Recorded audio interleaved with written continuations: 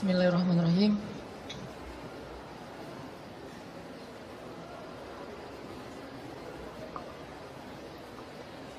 Assalamualaikum warahmatullahi wabarakatuh.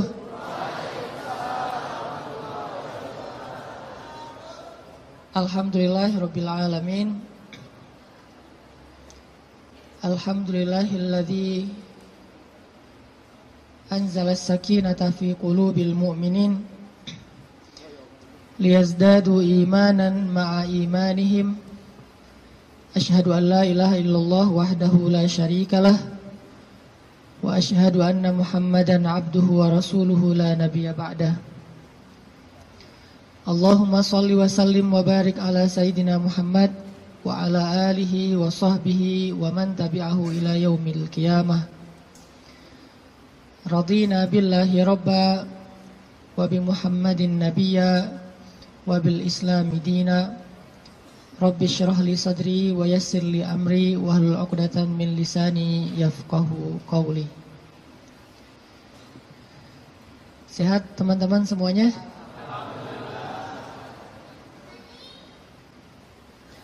Kapan insyaallah? Akad maksudnya? Boleh saya tanya dulu, siapa yang baru nikah?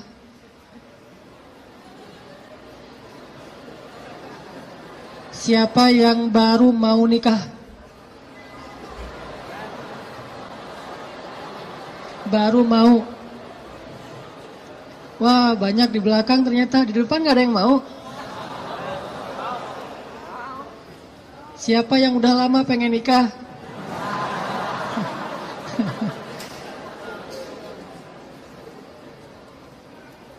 Kalau nikah tuh jangan kepengen ya. Langsung datang aja. Ditolak, datang lagi, ditolak, datang lagi. Kayak Julaibib. Pantang menyerah. Kita hari ini bahas apa? Jangan salah fokus. Fokusnya tuh kalau di kamera yang otomatis itu adalah wajah ya. Jadi kan ada tuh kalau kita foto langsung nyari wajah. Kalau orangnya geser, fokusnya geser. Jadi dia nggak pernah gagal. Gak mungkin dia fokus ke wajah tiba-tiba ngambil sepatu gitu. Sepatunya pink misalnya. Gak mungkin kan? Artinya hari ini kita bahas tentang fokus dalam mencari cinta. Fokus dalam mencari cinta. Salah fokus dalam mencari cinta itu mungkin maksudnya adalah kalau kita mencari cinta itu mungkin buat mencari kesenangan dunia saja. Coba kita belajar mencari cinta itu untuk ngedapatin akhirat. Menurut saya itu lebih true love, lebih endless love. Kenapa? Karena cinta yang paling endless itu adalah cinta yang dibawa sampai ke akhirat. Jadi cinta di dunia dan di akhirat.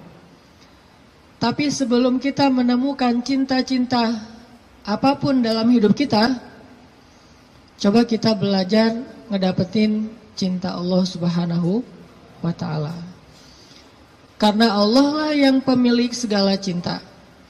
Kalau Allah udah cinta kepada hambanya, maka Allah Subhanahu wa ta'ala akan menitipkan rasa cinta di dalam hati semua hambanya untuk orang yang dia cintai.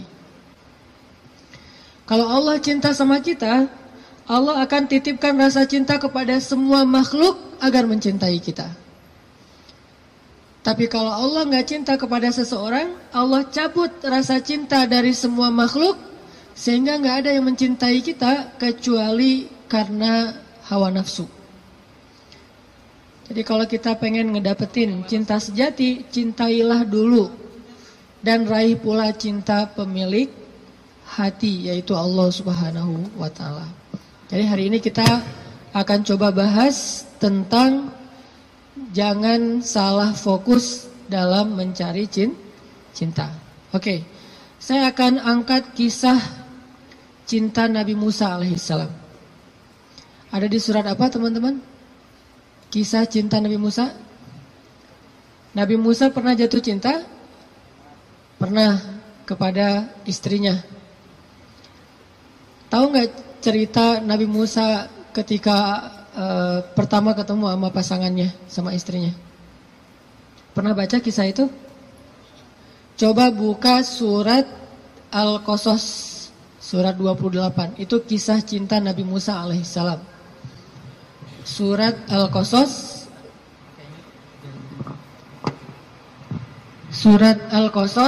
surat 28 ayat 22. Coba buka aplikasi Al-Qur'annya. Surat Al-Qasas, surat 28 ayat 22. Saya akan baca dari ayat 22 sampai ayat 28.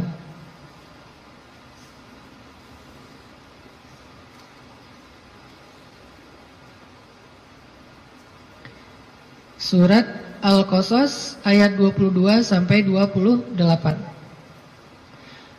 A'udzu billahi minasy syaithanir rajim. Bismillahirrahmanirrahim. Walamma tawajjaha tilqa'a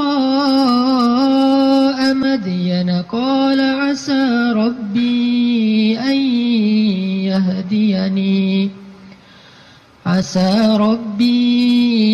an yahdiyani sawa'as sabil. Walamma warada ma'a Madyana wajada 'alayhi ummatan minan nasi yasqun. ووجد من دونهم امرأتين تذودان قال ما خطبكما قالتا لا نسقي حتى يصدر الرعاء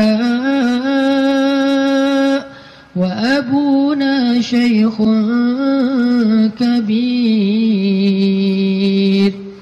فسقى لهما ثم تولى إلى الظل فقال رب إني لما أنزلت إلي من خير فقير. فجاءته إحداهما تمشي على استحياء قالت إن أبي يدعوك ليجزيك أجر ما سقيت لنا. فلما جاءه وقص عليه القصص قال لا تخف نجوت من القوم الظالمين. قالت إحداهما يا أبت استأجره إن خير من استأجرت القوي الأمين. قال إني أريد أن أنكحك إحدى ابنتي هاتين على أن تأجرني 8 حجج فإن أتممت 10 فمن عندك وما أريد أن أشق عليك ستجدني إن شاء الله من الصالحين. قال ذلك بيني وبينك أيما الأجلين قضيت فلا عدوان علي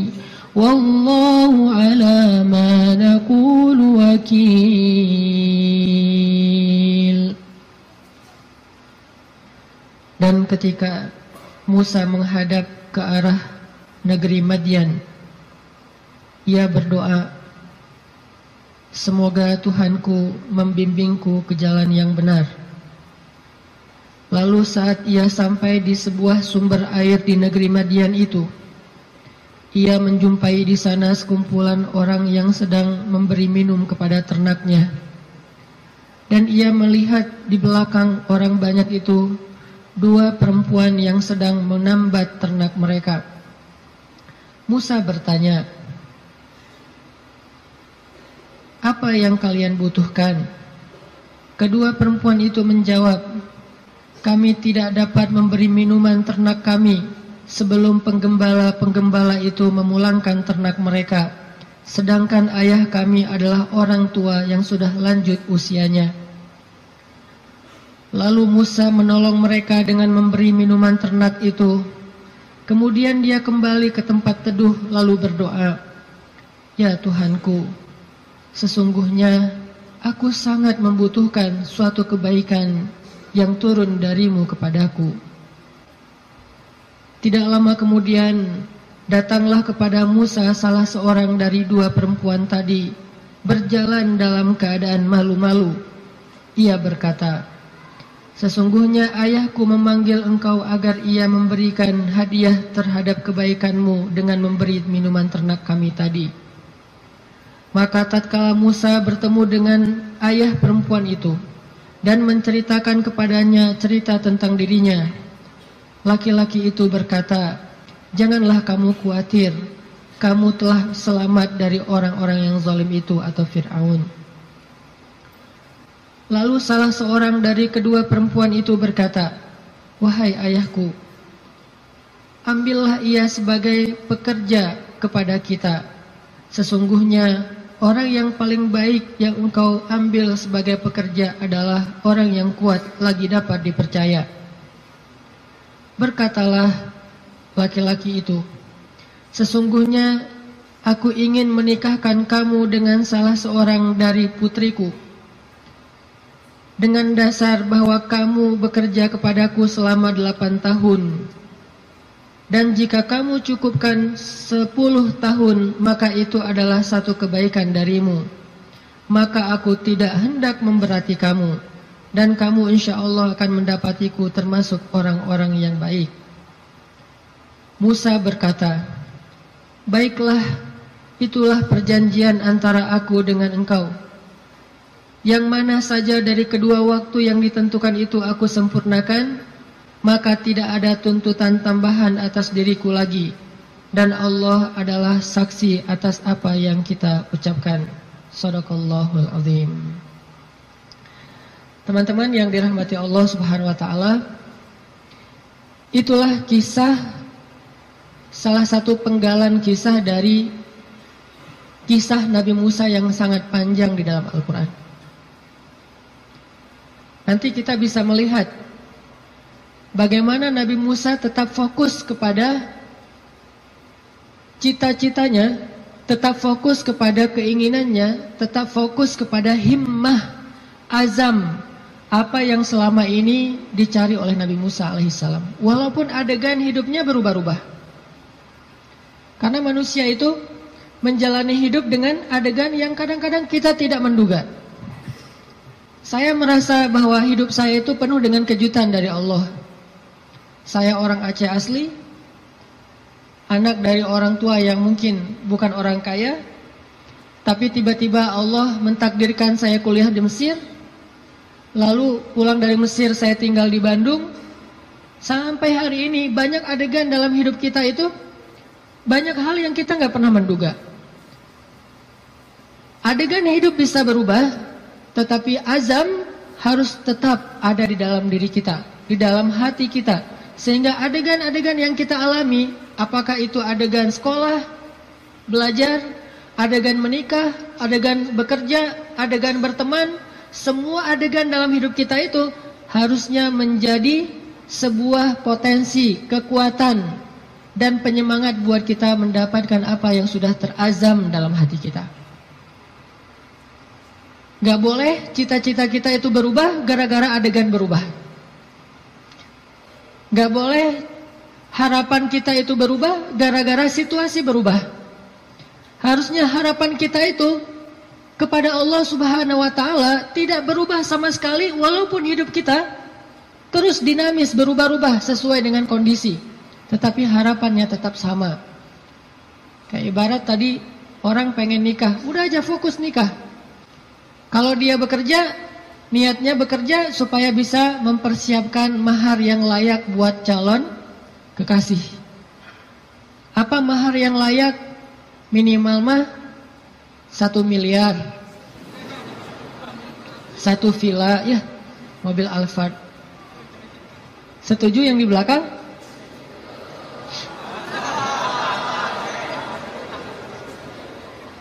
Kalau nggak sampai segitu pun minimal 1 motor, rumah kontrakan, sama pendapatan yang cukup untuk kita berdua. Yang saya sebut dengan cukup, kadang-kadang cukup itu lebih baik daripada lebih loh. Benar nggak? Cukup lebih baik daripada lebih. Kalau kita lebih, kita akan beli piring 2, gelas 2, tempat tidur 2. Nggak seru kan? Justru karena cukup, kita beli piring 1, makan sepiring berdua. Gelas 1, minum segelas berdua. Jadi nggak ada cerita gelas papa, gelas mama. Yang ada adalah gelas kita. Kan suka ada tuh di rumah-rumah gelas papa, gelas mama kan ya. Beli di supermarket ditulis jelas itu. Ini punya siapa, udah di tag masing-masing.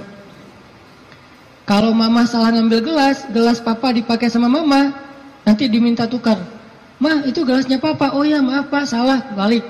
Akhirnya mamanya minum kopi, papanya minum teh misalnya, kebalik kan?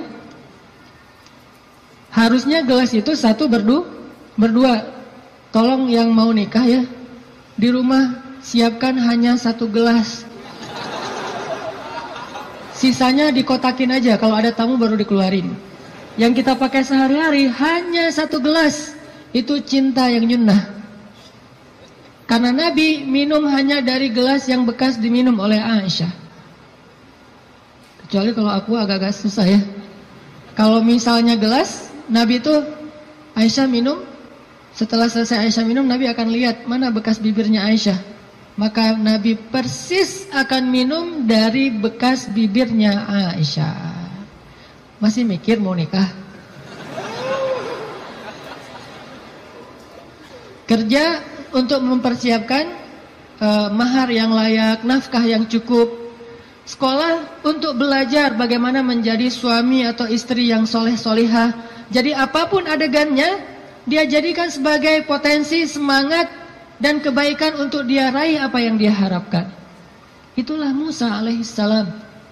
Dia punya sebuah azam, dia punya sebuah cita-cita, ingin membebaskan Bani Israel dari perbudakannya Fir'aun. Ingin melakukan revolusi di negeri Mesir. Ingin mengajarkan kepada Bani Israel La ilaha illallah. Ingin mengajarkan kepada Bani Israel agama Yahudi. Sehingga adegan dia menikah pun, dia mencari seorang perempuan yang bisa mendukung dakwahnya. Jadi dia bukan mencari seorang perempuan yang hanya dia senangi saja. Bukan mencari seorang calon istri yang hanya ngeklik doang tuh di hatinya. Tapi dia mencari calon istri, selain ngeklik di hatinya, calon istri ini juga bisa melengkapi dia, menyempurnakan dia, dan menolong dia dalam segala urusan dakwah di jalan Allah Subhanahu wa Ta'ala. Ini namanya fokus. Jadi salah satu yang ditanya itu adalah, mungkin di antara CV yang perlu diketahui, siap enggak kalau ternyata suaminya ini aktivis dakwah? Siap enggak kalau suaminya ini misalnya harus aktif berdakwah, kadang-kadang berkorban dengan harta keluarga untuk kepentingan dakwah? Seperti Rasulullah SAW berdakwah didukung oleh Khadijah. Sungguh kalau tidak ada Khadijah, kayaknya dakwah Nabi itu juga bakalan banyak sekali masalah. Untung Allah Subhanahu wa Ta'ala memberikan pendukung pertama buat Rasulullah, justru yang berasal dari rumahnya sendiri, kekasih sejatinya Rasulullah, yaitu Khadijah.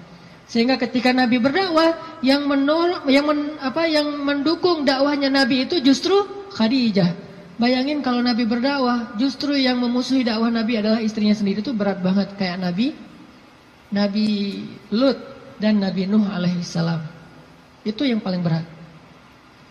Makanya kalau kita tadi baca di dalam surat Al-Qasas, kisah dakwah, kisah cintanya Nabi Musa alaihissalam, dimulai dari kalimat yang ada di ayat 22, Asa Rabbi ayyahdiyani sawa as-sabil. Semoga Tuhanku akan membimbingku ke jalan yang lurus. Artinya Nabi Musa itu berserah diri kepada Allah. Ya Allah, kalau engkau pertemukan saya kepada seorang calon istri saya, pertemukanlah dengan seorang perempuan yang membuat saya tetap di jalanmu. Kalau engkau memberi saya pekerjaan dan rezeki, berilah saya pekerjaan yang membuat saya tetap di jalanmu. Kalau engkau memberikan saya teman dan sahabat, berikanlah saya sahabat dan teman yang membuat saya tetap di jalanmu. Intinya, sawa asbil, ihdinas siratal mustaqim. Itu fokusnya Nabi Musa. Gak pengen gara-gara cinta, akhirnya keluar dari sawa as-sabil. Gara-gara perasaan, akhirnya keluar dari siratal mustaqim. Ini fokusnya Nabi Musa. Cinta anugerah dari Allah, tapi jangan sampai anugerah itu menjauhkan kita justru dari pemberinya. Ini fokus Nabi Musa. Asa Rabbi ayyahdiyani sawa as-sabil. Jadi kalau saya nanti ketemu keluarga baru, mudah-mudahan keluarga itu keluarga yang bisa membantu saya untuk terus berada di sawa as-sabil. Kalau saya ketemu calon suami, mudah-mudahan suami itu yang membimbing saya. Waj'alna lil muttaqina imama, membimbing saya tetap di sawa as-sabil, di jalan yang Allah ridhoi. Ini fokus. Dan kalau kita fokus di sawa as-sabil, gak usah khawatir, Allah punya banyak rencana baik untuk kita. Wa yamkurun wa yamkurullah, wallahu khairul makirin. Siapapun boleh punya rencana untuk menghalangi kita, tapi Allah adalah sebaik-baik pembuat rencana. Udah ikutin aja sawa as-sabil. Fokus di jalan yang lurus. Sawa itu bahasa lainnya istiwa. Atau dalam bahasa Arab kadang-kadang orang Arab suka nyebut dengan istilah khatul istiwa. Terus jadi bahasa Indonesia katulistiwa. Itu bahasa Arab. Katulistiwa itu dari kalimat khatul istiwa. Khat artinya garis, istiwa artinya lurus, garis lurus. Katulis, karena kita nggak bisa bilang kha jadinya ka. Khadijah jadinya Khadijah. Sama kayak misalnya orang Sunda nggak bisa bilang ain jadinya e. Ketika Nabi SAW manggil Aisyah, panggilan Aisyah siapa? Aish. Sampai di Sunda jadinya Eis. Itu bahasa Arab. Aish jadinya Eis. Jadi Eis itu aslinya Eisah. Aisyah. Tetaplah di sawa as-sabil, tetaplah di jalan Allah yang lurus. Enggak usah berbelok. Enggak usah keluar dari garis itu. Kalau udah terlanjur keluar, buru-buru balik. Karena Allah cuma memberikan jaminan kebaikan bagi orang yang tetap berada di sawa as-sabil. Kalau dia keluar dari situ, Allah sudah tidak menjamin apapun. Kalau kita pengen hidup kita dijamin sama Allah, nggak bakalan kecewa, dikasih banyak kejutan, surprise yang luar biasa, gampang sebetulnya caranya. Tetaplah di sawa as-sabil, nggak usah melenceng. Kalau kita udah tetap di sawa as-sabil, tunggu aja, terus berjalan di setiap beberapa titik, nanti kita akan temukan Allah menyediakan surprise buat kita sebagaimana Allah sediakan untuk Musa alaihissalam. Sawa as-sabil. Musa berjalan dari Mesir ke Yordania. Yordania waktu itu masih dinamai dengan istilah Madian. Sekarang jadi Yordania. Jalan ke Madian, ke Yordania. Dan Musa tidak punya bekal sama sekali. Musa pelarian dari Mesir gara-gara nggak sengaja dorong orang mati kan? Jadi ceritanya di Mesir ada laki-laki Bani Israel bertengkar dengan laki-laki Kipti itu Egyptian, orang asli Mesir. Waktu itu yang salah orang Kipti, sombong dan menghina laki-laki Bani Israel, mencurangi dia, akhirnya protes nih, ribut.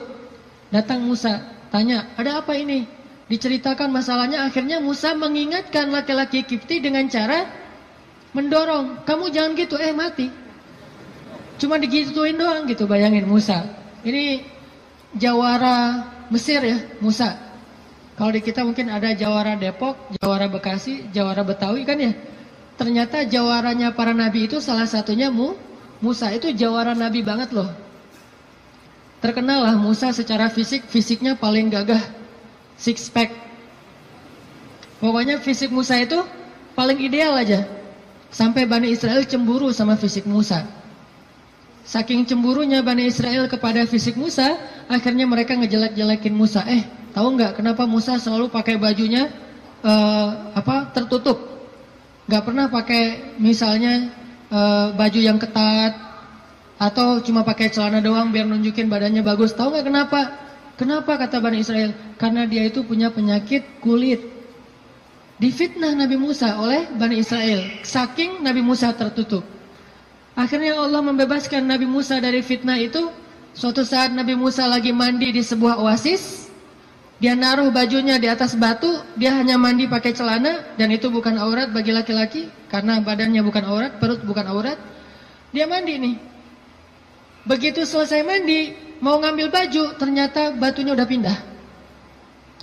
Nabi Musa ambil kayak semacam galah gitu. Dia tarik bajunya pakai galah. Pas dia mau narik bajunya pakai galah, batunya lari, membawa kabur bajumu Musa. Itu disebutin di akhir surat Al-Ahzab loh. Ini bukan dongeng, kisah Al-Quran. Walaupun kisahnya pendek, tapi ditafsirkan oleh hadis Nabi. Batunya lari tuh, bawa kabur bajunya Nabi Musa. Sehingga Nabi Musa ngejar-ngejar batu itu sambil mengatakan, hajar, thawbi, hajar, thawbi, hajar. Baju saya dibawa lari batu. Kan susah kan, baju batu. Nabi Musa ngejar-ngejar bajunya dibawa lari sama batu. Kemana batu itu lari bawa baju Nabi Musa? Ke tempat-tempat orang Bani Israel ngumpul. Cari mana skate park. Dia ke skate park. Skate parknya Bani Israel. Jadi anak-anak Bani Israel lagi main skate gitu. Batu lari. Wah, dijadikan obstacle gitu. Wah, ngetrik gitu ya. Ngetrik di atas batu. Jadi kickflip segala macam gitu, ngetriknya di atas batu. Dikejar-kejar sama Musa. Kirain sama Bani Israel, Musa juga lagi parkur gitu, ngejar-ngejar batu. Wah, Musa parkur. Ternyata Musa tuh jago parkur. Badannya bagus kan? Lewat tempat skate park. Lewat lagi nanti tempat anak-anak main futsal. Musa lari. Ternyata Musa pelari hebat. Maraton gitu. Semua tempat-tempat ngumpul anak-anak muda Bani Israel tuh batu nyamperin gitu. Ada tempat futsal, tempat skate park, kafe. Ada orang Bani Israel lagi ngopi-ngopi gitu, lagi ngobrol gak jelas gitu kan. Lewat batu, Nabi Musa ngejar di belakang. Wis, Musa badannya bagus. Semua orang pada ngeposting hashtag Musa keren. Viral aja. Jadi viral bahwa Musa itu ternyata badannya keren banget. Di mana-mana di repost, jadilah selebgram. Followersnya nambah. Followers apa? Bani Israel yang kagum kepada Musa. Ini bahasa saya analogikan dengan kekitaan ya. Ini hanya analogi. Udah gitu, batu itu ternyata berhenti di tengah pasar Bani Israel. Berhenti di tengah pasar. Udah lari jauh, akhirnya berhenti. Musa datang ngambil baju langsung dipakai karena malu. Walaupun bukan aurat, Musa itu menjaga diri. Gak mau mentang-mentang badannya bagus tunjukin ke cewek-cewek. Nanti cewek, selfie misalnya. Musa itu seorang nabi, terjaga. Dia gak mau kayak gitu. Kita belum juga six pack, baru two pack lah ya. Udah pamer, posting, langsung posting. Udah gitu edit dikit biar jadi three packs. Musa udah six pack masih ngejaga biar orang-orang tidak jadi fitnah pakai bajunya. Habis pakai baju karena marah sama batu, akhirnya dipukul tuh batu sama Musa sampai batu itu retak. Bayangin, batu gede loh. Ada yang pernah pukul batu retak? Batu bata kali ya. Batu beneran nih, retak dan tangan Musa biasa-biasa aja. Itu kekuatan Musa, makanya dorong orang dikit mati. Mungkin kalau sekarang Musa itu kayak MMA lah ya, mixed martial art gitu. Jadi bisa semua jenis bela diri. Nah, artinya Musa alaihissalam lari dari Mesir gara-gara habis dorong orang, terus dia mati, nggak sengaja. Kata Musa, ini bukan salah saya, salah setan. Kan disebutin di ayatnya, masih di surat Al-Qasas atau di surat Toha. Ini bukan salah saya, salah setan. Bukan saya yang bunuh, setan yang bunuh dia. Jadi teman-teman, satu-satunya suuzon yang berpahala itu adalah suuzon sama setan. Itu berpahala banget. Satu-satunya husnuzon yang berdosa adalah husnuzon sama setan. Jangan salah-salahin setan, kasihan, masa dikambing hitamin? Enggak, setan memang harus disalahin. Jadi kalau ada apa-apa nih gara-gara setan nih, misalnya, aduh, auzubillahi minasyaitonirrajim gitu kan? Bahasa zikirnya gara-gara setan apa? Kalau bahasa sehari-hari, nih setan nih kerjaannya nih. Kalau bahasa zikirnya, auzubillahi minasyaitonirrajim. Enggak masalah. Jangan sembarangan nuduh setan buat jahat atau makar. Buktikan dulu gitu kan ya? Enggak, setan memang boleh disuuzonin, satu-satunya makhluk yang boleh. Lari dari Mesir. Gak punya makanan, gak punya bekal, gak punya duit. Pokoknya jalan dari Mesir ke Madian, jalan kaki itu gak punya bekal apa-apa, bayangin. Sehingga Musa berhari-hari hanya minum air, gak makan apapun. Air karena gratis, begitu hujan dia minum. Ada genangan air kayak oasis gitu dia minum. Kalau makanan dia gak mau, kenapa? Karena setiap dia menemukan kebun kurma, dia tidak menemukan pemiliknya sehingga dia tidak berani makan satu butir kurma pun yang bukan miliknya. Musa alaihissalam. Sawa as-sabil, tetap di jalan Allah. Jangan melenceng. Jangan bikin Allah kecewa.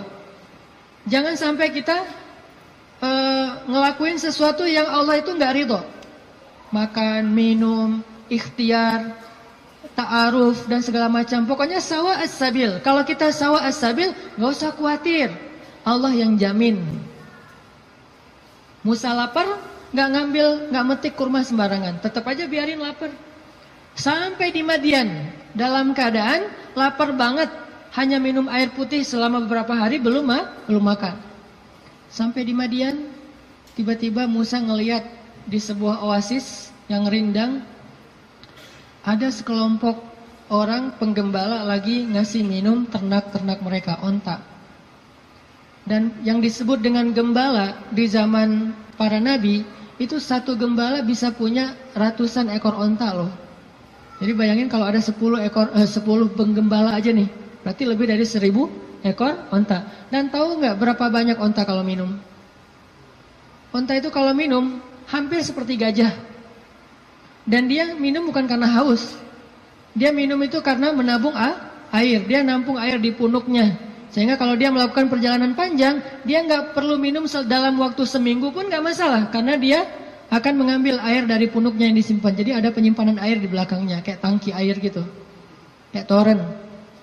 Musa punya onta itu punya toren yang disebut dengan punuk onta. Jadi kalau dia minum bukan hanya karena haus, aduh haus banget minum, dah selesai pergi, enggak, haus banget minum, udah gitu, kok masih minum, nampung dulu di toren, ditaruh di toren. Bayangin satu ekor onta punya satu toren, ada 1000. Berapa lama nunggu ngantrinya tuh? Nah, waktu itu Musa ngelihat di antrian paling belakang ada 2 cewek. Ceweknya solehah, malu-malu di belakang, megang onta. Onta mereka nggak terlalu banyak, mungkin sekitar 10 atau 15 gitu pegang. Tapi paling belakang nungguin sambil berdiri culang-cilang gitu. Gimana nih gitu-gitu kan bingung kan, cewek berdua di antara banyak cowok. Ini ciri-ciri calon istri ideal tuh gitu. Jadi kalau lihat cewek lagi culang-cilang, nah ini calon saya nih. Kemana Neng? Lagi nunggu angkot. Angkot kemana? Angkot ke Bandung. Ke Bandung mah nggak ada angkot dari Depok gitu. Naik kereta atau naik travel. Oh iya, saya nggak pernah ke Bandung. Ya udah saya temenin, jangan gitu ya. Artinya ada ciri-ciri solehah, yaitu orangnya bingung karena malu, bukan bingung karena nggak paham ya, tapi bingung karena malu nih gimana nih, serba sering salah tingkahnya gara-gara malu. Kalau ada cowok-cowok, aduh gimana masuknya ya, cowok pada duduk semua di depan masjid, mau masuk ke masjid ada aja di teras banyak cowok, dia bingung. Itu calon istri ideal banget tuh. Jadi kalau ngelihat cewek kebingungan, berdoa pada Allah, ya Allah berikan saya seorang istri yang lagi kebingungan. Cari yang bingung-bingung gitu teh. Karena yang bingung itu pasti rasa malunya besar, kehormatannya luar biasa, menjaga diri. Kalau dia nggak menjaga diri mungkin nggak akan terlalu kebingungan. Dia akan, walaupun nggak semua yang berani, yang cekatan itu berarti bukan orang soleha, bukan. Cuman salah satu cirinya itu adalah punya rasa istihya, malu-malu. Jadi kalau ngomong Assalamualaikum, Waalaikumsalam, ngomongnya membelakangi gitu ya, itu salah satu ciri-cirinya. Pas ngeposting di Instagram, kita stalking gitu, kita kepoin Instagramnya, ternyata fotonya semuanya foto bunga-bunga, nggak ada foto orangnya. Ada kaktus, ada apa gitu, foto-foto bunga. Kalau ada foto orangnya pun foto KTP. Hitam putih pula, segini. Kayak orang foto paspor ya. Kalau pakai kacamata suruh buka kacamatanya. Terus disuruh deketin matanya, melotot lagi, baru difoto. Posting di Instagram foto. Kalau gitu berarti beda lagi nih karakternya. Karakter yang istrinya Musa malu-malu di belakang, duduk aja berdua, nungguin. Akhirnya karena ngelihat ini perempuan kok ngantri berdua, Musa samperin. Datang Musa nanya, "Ma khatbukuma?" Segitu doang pertanyaannya, jadi jangan panjang-panjang. Jangan nanya nomor handphone, jangan nanya akun Instagramnya apa, jangan basa-basi segala macam, jangan tiba-tiba pura-pura salah nomor telepon yang nyasar. Nanya aja, "Ma khatbukuma?" Ada apa? Kenapa kayak gini? Kenapa di belakang? Kenapa? Bahasa sederhananya adalah kenapa kalian berdiri saja di sini? Ma khatbukuma? Apa masalah kalian? Kedua perempuan ini terus bilang, kami tuh pengen ngasih minum ternak kami, tapi nggak bisa soalnya laki-laki itu banyak yang ngerumunin air dan kami nggak enak kalau mau desak-desakan dengan mereka. Sedangkan ayah kami sudah tua, nggak bisa memberikan minuman ternak. Musa melihat perempuan ini butuh pertolongan, akhirnya Musa ngambil ternaknya. Nggak banyak ngomong. Emang ternaknya namanya siapa? Salah tanya lagi kan ya. Basa-basinya lebay. Salah. Udah aja ambil ternaknya, kemudian dibawa oleh Musa, diberi minum. Bayangin Musa yang dalam keadaan capek banget, lapar, perjalanan jauh, masih sanggup memberi minum ternak. Dan dulu cara ngasih minum ternak, itu ngambil timba, timbanya tuh kayak ember, kalau di kita ember, kalau orang Arab nyebutnya timba. Dalwun itu ember besar, dia ambil nggak pakai tali, turun ke dalam sumur, sumurnya besar gitu, ngambil air, naik lagi ke atas, ngasih minum kepada onta, turun lagi ke bawah, naik lagi ke atas. Bayangin tuh, lumayan kan? Buat latihan otot. Musa turun, naik ke atas, bawa minuman untuk ternak. Ada 10 onta, bayangin, minimal 10 ember. Dalam keadaan lapar, lemes, perjalanan jauh, lelah, kurang tidur. Coba, kekuatan Musa. Dan itu langsung diketahui oleh cewek-cewek nanti, bilang dia itu orang yang kuat luar biasa. Kasih minuman ternak, udah selesai itu, dikasih lagi ke cewek-ceweknya pada pulang. Jazakallah khair, wa iyyakum, pulang aja. Musa, setelah mereka pulang, nggak pura-pura apa gitu, aduh, di sini warung Padang di mana ya? Nggak nanya-nanya gitu. Nggak minta kepada perempuan itu balasan apapun. Di sini warung Padang di mana, di sini KFC di mana atau apa gitu. Dia cuma menyerahkan onta perempuan itu, kemudian dia kembali ke tempat yang teduh. Sampai di tempat yang teduh, dia berdoa lagi kepada Allah. Apa kata Musa? Kata Musa, Rabbi inni lima anzalta ilayya min khairin fakir. Ya Allah, saya fakir. Fakir itu butuh banget. Ya Allah, saya butuh banget rezeki darimu. Saya lapar. Ngomong ke Allah Subhanahu wa ta'ala. Saya lapar ya Allah. Saya butuh kebaikan darimu. Karena saya sangat kekurangan sekarang. Fakir sekali. Dalam keadaan lagi lelah kayak gitu, Musa kalau ada masalah apa-apa, Robbi, coba bayangin, ayat 22, Robbi, ayat 24, Robbi, ayat-ayat sebelumnya dan sesudahnya juga, Robbi, ada masalah dikit, Robbi, minta kepada Allah. Ketemu seseorang yang mungkin kayaknya ngeklik banget dan soleha nih, atau soleh, jangan ngomong ke dia dulu, ngomong ke pemilik hatinya dulu, Robbi, yang itu tuh, Nanti Allah tiba-tiba ngeklik hatinya, udah jalan, balik lagi ke belakang. Ada apa Kang? Enggak manggil. Kayak tadi ada yang manggil perasaan. Ternyata yang manggil bukan suara, tapi hati, perasaannya yang manggil. Oh, ya, kita kan nggak mau malu-maluin cewek ya. Jadi yang ngomong kayak gitu tuh kita, oh iya saya tadi manggil, mau nanya. Ini kalau mau misalnya masjid yang terdekat di mana ya? Tanya masjid kita sih, biar soalnya gitu ya. Masjid terdekat di mana? Oh, masjid ya. Saya pengen sholat jamaah. Saya nggak bisa sih kalau nggak sholat jamaah, orangnya gimana gitu. Mulai kan ya sholat jamaah. Oh ya ada di situ di dekat balai kota. Oh iya di situ juga banyak warung kok. Enggak, saya mah hari ini puasa. Malah hari Jumat gitu ya. Hari Jumat puasa. Jadi soleh banget lah ya intinya. Musa balik kepada tempat teduh, berdoa kepada Allah. Jadi kalau ada masalah lapar, doa. Kesasar, doa. Bingung, doa. Apapun, ilahi. Rabbi, itu sawa as-sabil. Kalau kita mau makan satu buah korma di sebuah kebun, mintanya kepada pemilik kebun. Pak, boleh saya minta satu butir korma? Minta kepada dia. Tapi kalau kita lapar, minta kepada Allah. Allah itu pemilik alam semesta. Bukan cuma satu kebun kurma, tetapi langit dan bumi milik Allah. Minta kepada pemiliknya. Rabbi. Baru setelah itu ikhtiar kepada makhluk. Awalnya ikhtiar ke langit, baru kemudian ikhtiar di bumi. Jadi teman-teman, pesan moral pertama adalah kalau kita pengen ditolong oleh Allah, kalau kita pengen Allah kasih banyak kejutan, kalau kita pengen hidup kita itu penuh dengan kebaikan, pesan moral pertamanya adalah sawa as-sabil. Jangan keluar dari jalan Allah Subhanahu wa taala. Jalan Allah itu artinya syariat. Syariat itu dalam bahasa Arab artinya jalan hidup, the way of life, yaitu Islam. Jangan keluar dari jalan Allah. Tetap aja di situ. Pasti Allah kasih. Kalau pengen pas kita berjalan tiba-tiba ada kejutan dari langit, sawa as-sabil, tetap di situ. Jangan kecewain Allah. Jangan sampai Allah Subhanahu wa taala ngelihat kita ngeposting sesuatu yang Allah nggak suka. Bayangin kalau Allah udah unfollow, semua akan unfollow. Tiba-tiba akun kita jadi kosong, nggak ada followers. Apa arti Allah unfollow? Bara'atum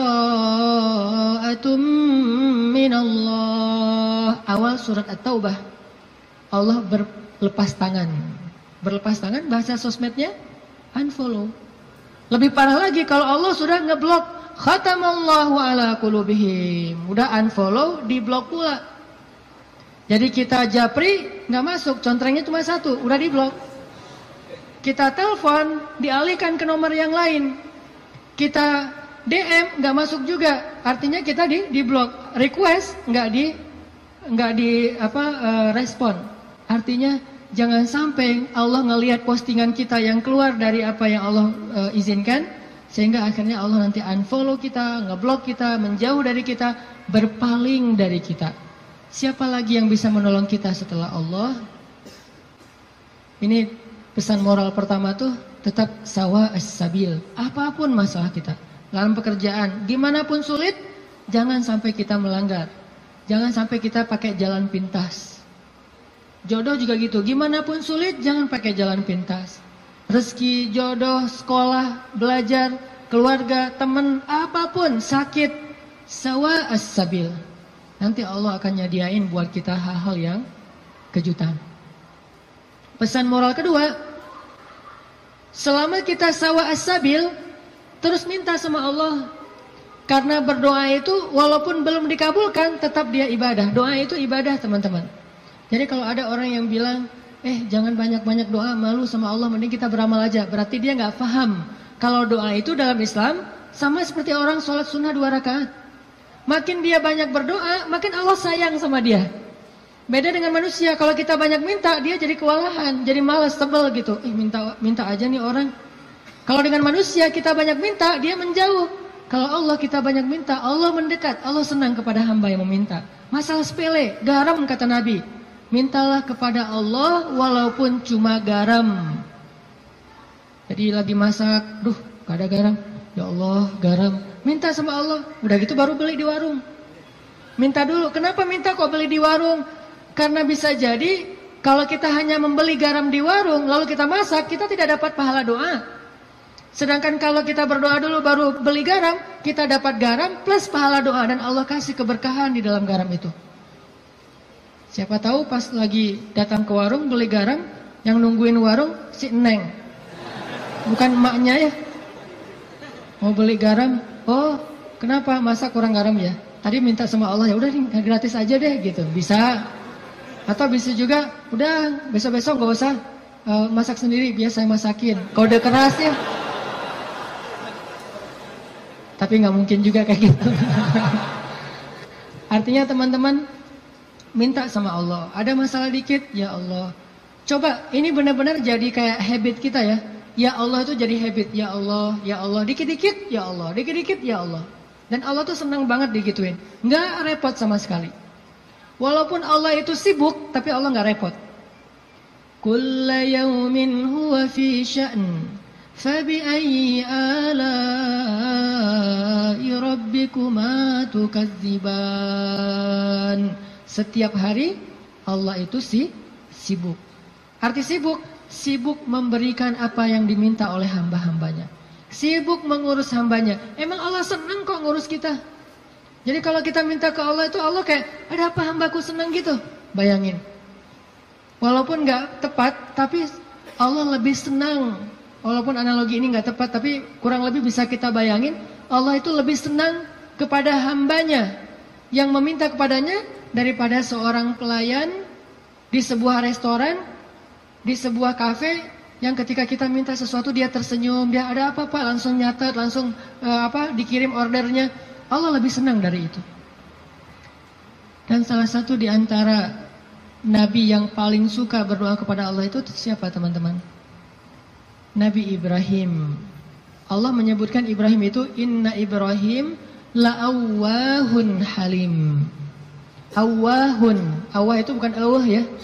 Awah itu beda ya. Kalau awah justru enggak. Kalau awah mau. Awwahun artinya da'a, suka berdoa. Ibrahim itu ada masalah dikit, ya Rabbi, doa. Makanya Allah banyak ngasih kejutan buat Ibrahim. Dengan istri pertamanya Sarah, dengan istri keduanya Hajar, dengan anak pertamanya Ismail, dengan anak keduanya Ishak, dengan cucunya Yakub, dengan cicitnya Yusuf. Banyak Allah kasih kejutan buat Ibrahim. Kenapa? Karena Ibrahim sawa as-sabil dan da'a, selalu berada di jalan Allah dan selalu minta sama Allah. Allah itu cemburu kalau kita minta kepada makhluk duluan sebelum Allah. Cemburu kalau kita nyebut nama makhluk duluan sebelum Allah. Cemburu kalau kita berterima kasih kepada makhluk duluan sebelum bersyukur kepada Allah. Allah itu cemburu dan Allah layak untuk cemburu. Sehingga kalau kita minta ke Allah duluan, Allah senang banget. Ya Allah, saya lagi kayak gini, sebutin. Baru ikhtiar. Jadi sehari-hari itu jadikan habit kita itu da'a, dikit-dikit Rabbi, Ilahi, Ya Allah, Ya Tuhanku, gitu. Sehingga Musa pas lagi perjalanan dari Mesir ke Madian, Rabbi, asa ayyahdiyani sawa as-sabil, beri saya jalan yang lurus. Pas sampai di Madian, Rabbi, ini bima anzaltani min khairin faqir. Ya Allah, saya butuh sekali rezeki, saya udah lapar, udah berhari-hari gak makan. Tiba-tiba datanglah kejutan yang ditunggu-tunggu Musa. Salah satu dari dua cewek tadi yang ngasih minuman ternak, datang lagi nih. Datangnya gimana? Disebut di ayat 25. Faja'athu ihdahuma tamshi 'ala istihya. Datanglah salah satu dari dua perempuan itu berjalan dalam keadaan malu-malu. Tadi itu. Sampai dalam Islam ada kode. Kalau cewek ditanya pendapatnya setuju apa enggak dilamar oleh seorang perempuan, maka jawaban ianya seorang perempuan itu adalah diam. Sedangkan laki-laki kalau diam berarti enggak. Kalau perempuan kalau diam berarti ya. Kalau dia, oh berarti itu ya. Husnuzon aja. Jadi kalau nanya, Neng gimana mau sama saya? Dia belum sempat mikir, oh berarti mau ya. Kan diam tadi teh. Jadi diam seorang perempuan kata Nabi adalah ridho. Diamnya adalah ridho. Karena kalau dia tidak ridho, dia mungkin akan merespon dengan bahasa-bahasa yang baik. Atau bahasanya bukan diam, pasrah. Saya ikut aja gimana emak sama abah gitu. Ini berarti ridho. Bukan berarti dia, kamu kok gitu sih sama aku, kamu nggak sayang, nggak cinta dan segala macam gitu. Dia mah nggak akan ngomong kayak gitu. Dia diam atau dia bilang ya udah ikut aja, berarti dia ridho. Itu sifat perempuan yang sebenarnya. Pada dirinya itu ada malu. Dan malu, by the way teman-teman, pada diri perempuan adalah mahkota. Makin besar rasa malunya, makin tinggi nilainya. Makin besar rasa malunya, makin besar mahkota yang dia pakai. Jadilah dia seorang putri. Makin besar, jadilah dia seorang ratu. Mahkotanya perempuan yang solihah adalah istihya, punya sifat malu-malu, nggak pakai in. Malu-malu aja, malu-malu, kemana-mana malu, malu-malu. Itu mahkotanya perempuan. Walaupun bukan berarti ketika yang ada perempuan nggak malu dia berani gitu, nggak punya mahkota, bukan. Ini hanya salah satunya. Dan tetap itu kebaikan. Kalau dia nggak terlalu besar dominan dengan sifat malu, mungkin dia dominan dengan sifat yang lain. Tapi yang jelas sifat malu ini kebaikan. Kata Nabi, kalau tidak punya malu, maka seseorang akan lakukan apa yang dia suka. Berarti malu itu sebagian dari kehormatan. Malu itu sebagian dari harga diri. Sehingga kalau orang udah nggak punya sifat malu, maka dia kehilangan harga diri dan kehormatan, dia akan lakukan apapun yang dia suka. Jadi malu anugerah dari Allah untuk perempuan. Aisyah pemalu. Saking pemalunya Aisyah, kalau lagi malu wajahnya kemerah-merahan, pink. Pink dalam bahasa Arab humairo. Pink itu humairo. Aisyah itu kalau lagi malu pink wajahnya. Sehingga kalau Nabi melihat wajah Aisyah pink, humairo, Nabi senang melihat Aisyah, oh Aisyah lagi malu, Aisyah lagi senang, Aisyah lagi tersipu-sipu, sehingga wajahnya menjadi pink. Aisyah itu seorang perempuan yang sangat pemalu, sama dengan Maryam, sama dengan Khadijah, sama dengan Fatimah, perempuan yang sangat pemalu. Coba teman-teman renungkan kisah gimana pemalunya Aisyah. Pernah ketika Rasulullah SAW sudah wafat, kan Rasulullah itu dimakamkan di dalam rumah Aisyah. Soalnya SOP para nabi, mereka dimakamkan di tempat mereka wafat, nggak boleh dipindahkan. Itu udah jadi SOP-nya para nabi itu. Jadi kalau meninggalnya di sini, ya udah di sini dimakamin, nggak boleh ke pemakaman khusus tempat lain atau pemakaman umum, nggak boleh. Jadi karena Rasulullah wafatnya di atas pangkuan Aisyah di kamarnya, maka kamar itu jadi tempat Rasulullah dimakamkan, makam di situ, dibuat kayak ruangan. Setiap hari Aisyah duduk di situ, dia buka hijabnya, dia duduk di makam Nabi sambil mungkin dia di situ ngobrol, mungkin dia berzikir, bukan sengaja zikir di dalam makam ya, tetapi dia kangen sama Nabi, duduk di sebelah Nabi, seolah-olah dia pengen mengenang waktu dulu sering zikir berdua sama Nabi, sambil Nabi tidur di atas pangkuan Aisyah zikir. Bayangin, kalau kita zikir jomblo itu duduk, beda ya zikir jomblo sama zikir orang udah nikah. Kalau jomblo zikirnya duduk, tiba-tiba ngeblak ke belakang gitu ya. Kalau udah nikah, zikirnya nggak perlu ngeblak ke belakang, zikirnya sambil berbaring di atas pangkuan kekasihnya. Atau kadang-kadang zikirnya sambil bersandar, jadi punggung dengan punggung, satu menghadap ke utara, satu menghadap ke selatan, sama-sama memberikan punggungnya jadi kayak kursi gitu, bersandar kepada kekasihnya, zikir. Nanti pas sudah beberapa menit lihat, wah kamu 1000, saya baru 200. Ngapain aja kamu kok 200? Ngaweleng gitu ya, mikirin kamu, jadi zikirnya 200. Berarti yang zikirnya 1000, kamu mikirin apa? Saya ingat Allah. Lah kamu kenapa 200? Saya ingat kamu. Romantis dalam zikir. Artinya Aisyah tuh teringat masa-masa zikir dengan Rasul, sholat sunnah bareng dengan Rasul. Kan saya sering cerita tuh, Rasulullah kalau malam tahajud, beliau sholat tahajud sendiri dulu, nggak ngebangunin Aisyah. Kenapa? Karena tahajud Nabi itu di atas standar manusia biasa. Kalau ngebangunin Aisyah kasihan, nggak akan kuat Aisyah. Ini sayangnya Nabi kepada Aisyah sampai dalam bab ibadah aja diringankan selama tidak melanggar syariat. Nabi nggak mau ngeberatin Aisyah sholat tahajud bareng dengan Nabi. Aisyah tahajud yuk. Hayu kata Aisyah. 1 rakaat Al-Baqarah, Ali Imran, An-Nisa, Al-Maidah, Al-An'am. Siapa yang kuat? Nggak usah Aisyah, Abdullah ibnu Mas'ud aja pernah jadi makmum dadakan di belakang Nabi, itu hampir batal sholatnya. Wah, Nabi lagi sholat tahajud, nggak makmumin udah aja makmumin. Nabi baca Alif Lam Mim, Dzalikal Kitabul La Raiba Fi. Abdullah masih antang-antang aja. Lama-lama kok udah setengah juz ya perasaannya. 1 juz, 2 juz, sampai selesai Al-Baqarah. Mulai ini Abdullah curiga nih, Masuk lagi Alif Lam Mim, Ali Imran. Masuk lagi Ya Ayuhan Nas, An-Nisa. Masuk lagi Al-Maidah. Masuk Al-An'am, 7 juz 1 rakaat. 7 juz 1 rakaat. Kita 1 rakaat 7 surat. An-Nas, Al-Falaq, Al-Ikhlas. Dari ujung aja pokoknya 7 surat. Ini 7 juz 1 rakaat. Atau kadang-kadang kita 7 rakaat 1 surat. Yaitu Al-Ikhlas terus. Asal sholat pasti Al-Ikhlas. Walaupun kalau dia membaca Al-Ikhlas itu karena cinta kepada surat itu, dia akan masuk surga dengan surah Al-Ikhlas. Masalahnya kita benar gak sih cinta ke Al-Ikhlas? Kan kita suka pakai hadis sahabat itu ya. Ada sahabat kalau ngeimamin pasti bacanya Al-Ikhlas tuh kan. Sahabat aja bacanya Al-Ikhlas mulu. Sampai dilaporin ke Nabi, ya Rasulullah dia tuh kalau ngimamin kurang variatif Kurang variatif gimana? Ayatnya monoton, Al-Ikhlas aja nggak ganti-ganti. Dipanggil sama Nabi, kenapa kamu bacanya kok Al-Ikhlas aja nggak yang lain? Ya Rasulullah, saya cinta dengan surat itu. Karena di surat itu disebutin sifat-sifat Allah. Nabi tersenyum mengatakan, kamu masuk surga karena apa yang kamu cintai. Pertanyaannya, kita gitu atau ada modus lain? Al-Ikhlas itu nggak perlu mikir dan cepat kan?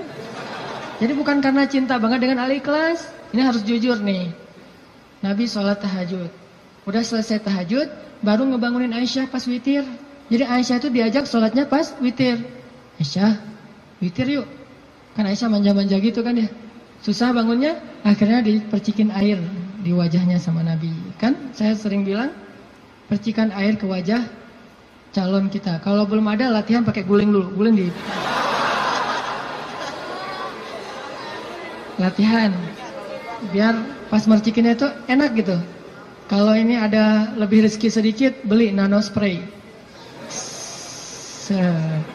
Kan enak tuh malam-malam nano sprayan. Jadi masuk ke pori-pori langsung segar gitu. Nah, artinya Rasulullah memercikan air ke wajah Aisyah. Ayo Aisyah tahajud. Akhirnya witir bareng. Setelah selesai witir, kan Nabi itu kalau sholat tahajud itu ini ada tutorial tahajud ala Rasulullah ya. Kan tahajud bebas sebetulnya, tapi Rasulullah juga punya style sendiri tahajudnya. Sahabat-sahabat masing-masing punya style. Ada tahajud di atas atap. Siapa itu? Bilal. Bilal kalau tahajud pasti di atas atap rumah. Umar kalau tahajud pasti depan rumah. Bukan di dalam rumah, di depan. Dia keluar dari rumahnya, tahajud di depan rumah. Bacanya kenceng-kenceng. Bismillahirrahmanirrahim. Satu Madinah bangun gara-gara suara Umar. Kalau Abu Bakar tahajudnya di musolanya sendiri, khusyuk sendiri, nggak mau ketahuan orang. Ini gayanya beda-beda. Gue dengan gaya gue gitu ya. Umar di depan rumah, Bilal di atas atap, Abu Bakar sendiri di dalam mihrab. Rasulullah juga punya style. Style tahajud Nabi gimana? Beliau tidur, tahajud, witir, tidur, subuh. Jadi sebelum subuh beliau tidur dulu. Cuman tidur yang keduanya Nabi bersandar biasanya. Kalau nggak bersandar di tiang, di dinding, bersandar kepada Aisyah. Itu tahajud ala Rasulullah. Nggak mungkin kita ngikutin sunnah ini kalau belum banyak sunnah yang kita nggak bisa ngikutin kalau belum nikah teman-teman.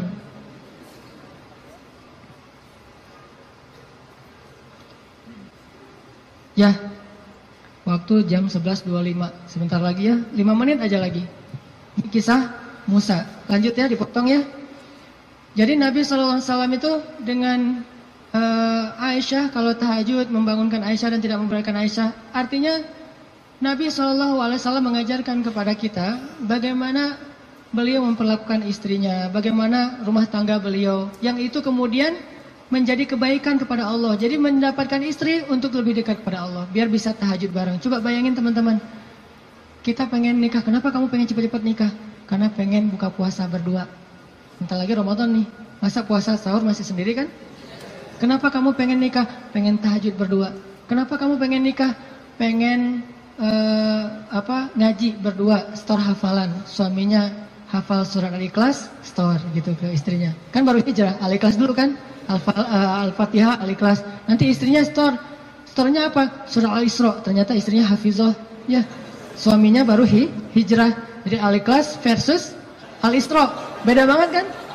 Al-Ikhlas juga masih banyak salah, kulawahan gak lewat-lewat gitu. Atau kuliah ayyuhal kafirun gak khatam-khatam, muter. Kan la abudu mata abuduan terus aja di situ kan? Ini karena belajar, baru belajar. Istrinya udah Al-Isra, Maryam, Toha, Qasas segala macam. Kenapa pengen nikah? Karena pengen bareng mendekat kepada Allah SWT. Itu yang di Musa cari. Akhirnya perempuan itu datang menemui Musa, sebagaimana Aisyah sangat pemalu. Tadi nggak tuntas ceritanya, next time insyaallah.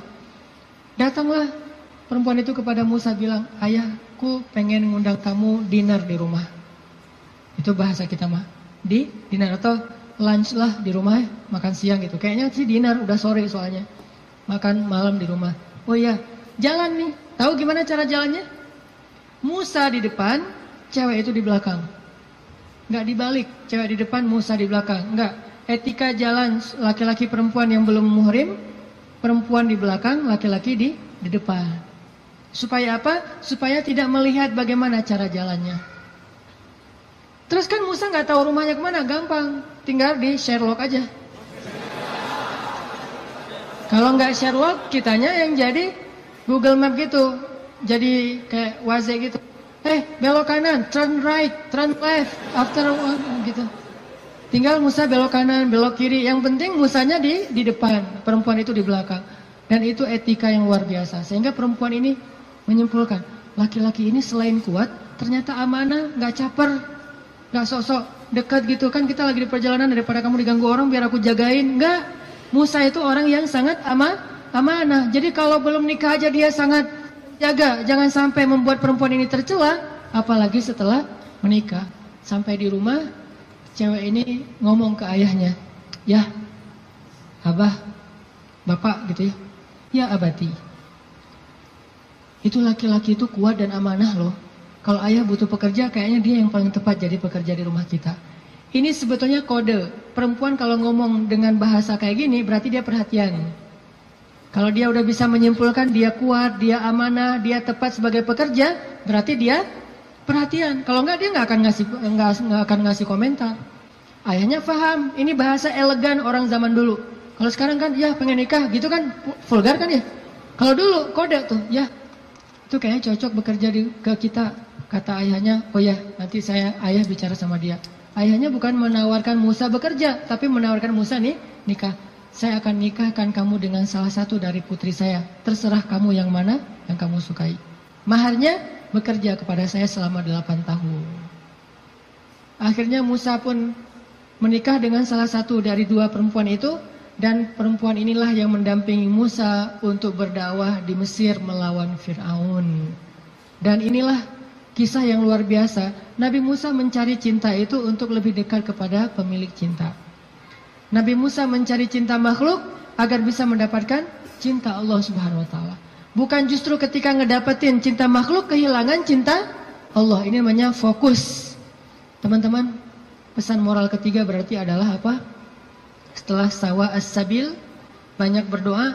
Yang ketiga adalah jadilah seseorang yang menyempurnakan hubungan kita dengan Allah dengan cara menikah. Itu maksud Nabi. Setengah dari agama itu adalah setelah kita menikah, kita sempurnakan. Gimana sempurna? Tadi tuh, tilawah sendiri jadi tilawah berdua. Buka puasa sendiri jadi buka puasa berdua. Tahajud sendiri jadi tahajud berdua. Bahkan ada ibadah yang kita bisa dapetin setelah menikah yang gak mungkin didapetin kalau orang belum menikah. Ibadahnya simple. Ngapain? Goler, tidur di atas sofa sambil ngelihat istri kita rempong lalu lalang, itu pahala. Jadi gini aja. Itu sholat sunnah loh. Kalau yang belum nikah hanya bisa mendapatkan pahala itu dengan cara berwudu, sholat sunnah 2 rakaat. Yang udah nikah nggak perlu berwudu, nggak perlu sholat sunnah pun tetap dapat pahala sholat sunnah. Dengan cara apa? Pandangan suami kepada istrinya yang penuh kasih sayang, bagi dia adalah pahala ibadah. Jadi cuma ngelihat doang ibadah, tersenyum ibadah, kecup di keningnya. Bayangin, Nabi itu habis berwudu mengecup Aisyah. Bisakah kita melakukan itu kalau belum menikah? Ngecup apa? Habis wudu, cium Aisyah ke masjid. Wudu, cium Aisyah. Ini salah satu dalil dari mazhab yang mengatakan sentuhan suami istri tidak membatalkan wudu. Walaupun nanti ada dalil yang mazhab yang lain, Allahu a'lam. Ini mazhab. Tapi Nabi beberapa kali habis berwudu, kecup Aisyah ke masjid. Wudu, kecup Aisyah. Jadi kalau udah Nabi wudu, Aisyah udah siap-siap tuh. Para istri, kalau suaminya lagi berwudu, maka siap-siaplah kalian, karena sebentar lagi dia akan ke masjid dan lupa mengecup gitu. Biasanya kalau habis wudu, Nabi itu ngecup istrinya, dikecup di keningnya atau di pipinya ke masjid, kecup kening pipi ke masjid. Itu sunnah pahala yang tidak didapatkan kecuali dengan menikah. Setengah dari agama itu ada di dalam pernikahan, sisanya ada dalam status jomblo. Setengah-setengah lah ya. Jadi kalau mau utuh, pernah mengalami masa jomblo yang berat gitu, derita jomblo kifarat dosa kan ya. Setelah itu nanti mendapatkan setengahnya lagi setelah saya terima nikahnya Fulanah binti Fulan dan seterusnya. Itu teman-teman, maaf nggak tuntas cerita musanya. Insya Allah nanti dilanjutkan di kesempatan yang lain, bisa lewat streaming mungkin atau dalam kesempatan-kesempatan yang lainnya. Barakallah. Assalamualaikum warahmatullahi wabarakatuh. Ya teman-teman, kita tutup dengan doa bersama-sama. A'udzu billahi minasy syaithanir rajim. Bismillahirrahmanirrahim. Alhamdulillahi rabbil alamin. Hamdan yuwafi ni'amahu wa yukafi'u mazidah. Ya Rabbana lakal hamdu kama yanbaghi li jalali wajhikal karim wa 'azimi sultanik. Allahumma salli wa sallim wa barik ala sayyidina Muhammad wa ala alihi wa sahbihi ajma'in. Allahumma ighfir lana dhunubana. Allahumma ighfir lana dhunubana. Allahumma ighfir lana dhunubana wa liwalidayna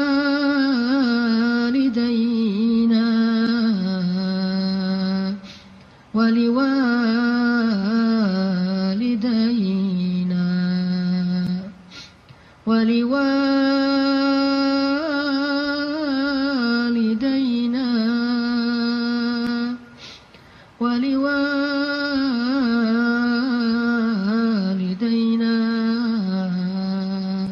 warhamhuma kama rabbayani saghira.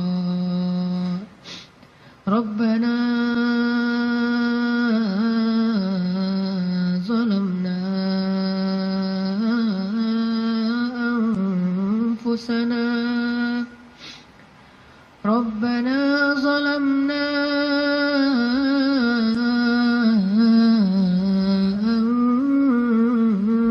anfusana. Rabbana zalamna anfusana wa illam taghfir lana wa tarhamna lanakunanna minal khasirin.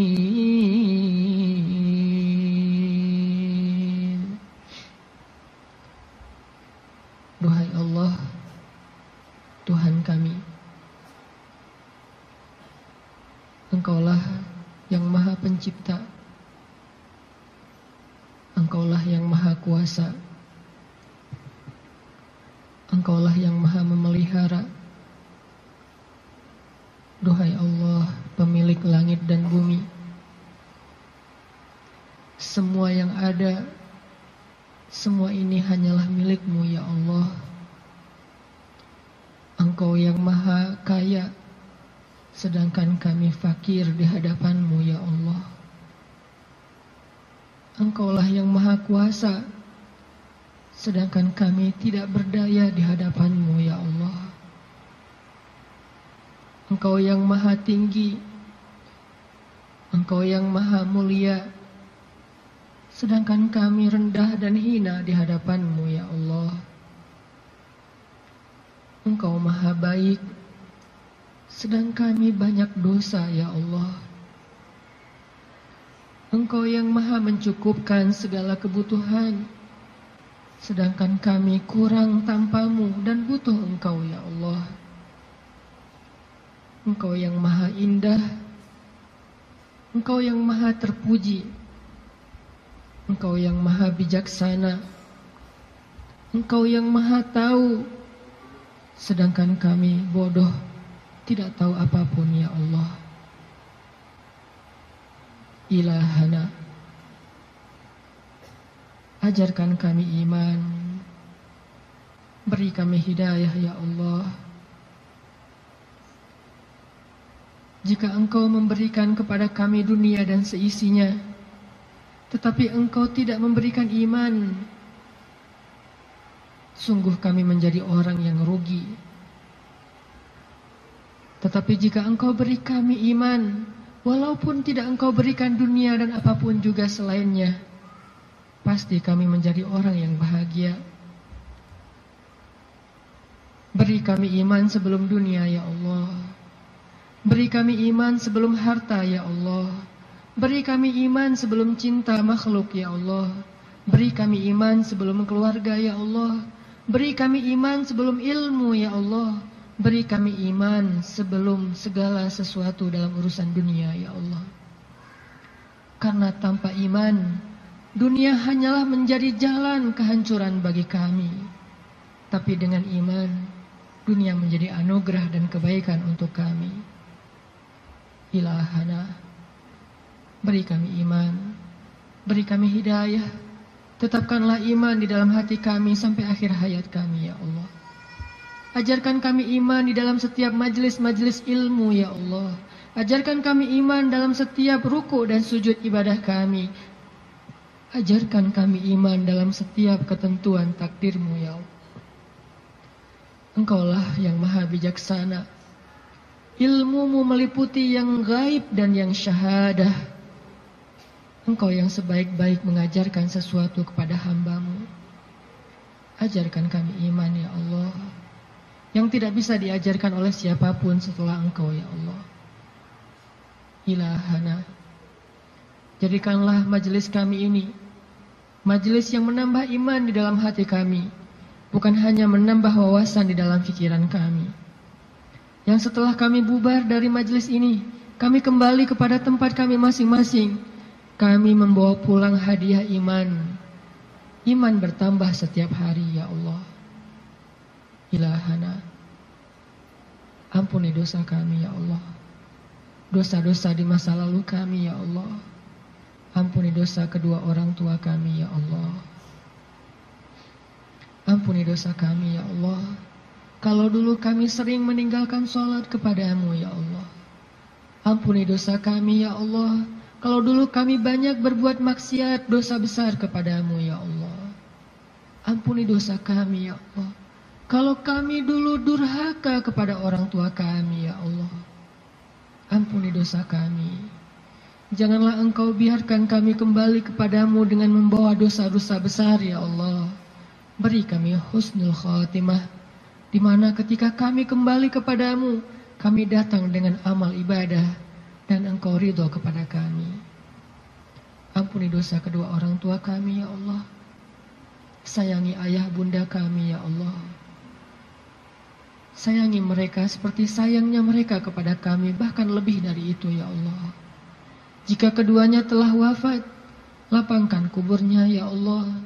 Jadikanlah kubur mereka taman-taman surga ya Allah.